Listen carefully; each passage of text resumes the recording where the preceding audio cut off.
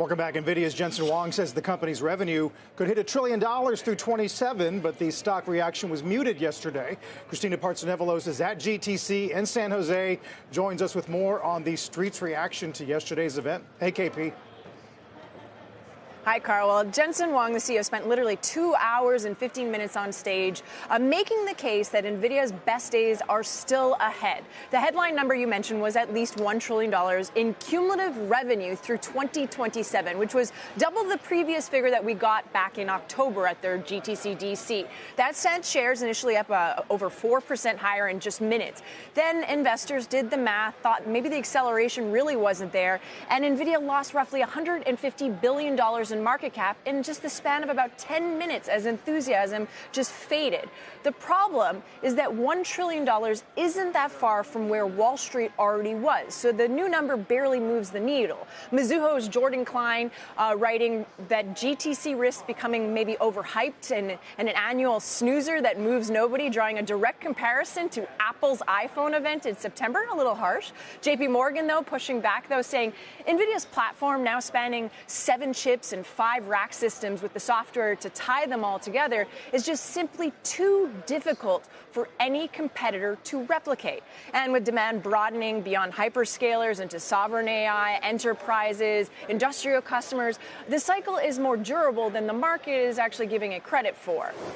Jensen Huang, the CEO, backing that up on CNBC just in the last hour with a comment specifically geared towards memory. Listen in. We're the only company in the world that now optimizes the entire data center across 3 different types of memories. HBM, and we have some excellent partners there, HBM4 coming.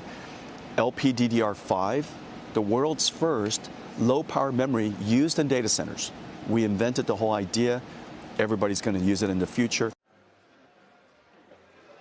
So for memory investors, that's a direct call out to names for high bandwidth memory suppliers like SK Hynix and Micron. Even SanDisk is climbing higher today on a signal that demand is about to accelerate, even though supply is just still so tight.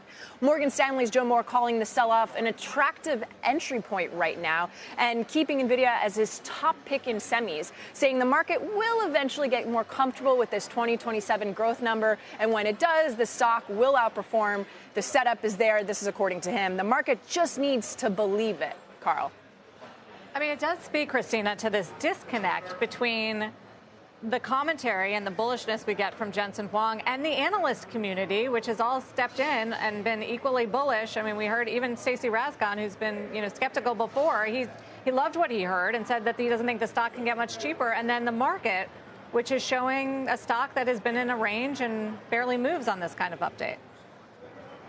Yeah, Sarah, so every day as a reporter, I have to put a pitch in, and that was exactly my pitch, the disconnect between the generalist market and then the entire chip community, which is, there's nothing that can, sway their opinions about how strong they believe NVIDIA is. I think the problem with the general market is that the upside is no longer there. This is a massive company, right? So to swing it even higher, you really have to move the needle. So I think that a lot of investors are thinking there's more upside in the supply chain as opposed to just NVIDIA itself. And so I think that's a difficult point for the CEO, Jensen Huang, to really have to sway the market and say, like, oh, look, we can go to $5 trillion just within the next year or so. And I think the market isn't convinced that such a big company can move even more despite the demand being there. Okay, Kristina, thank you. Kristina Partsinevelos with Nvidia stock down about 0.25%.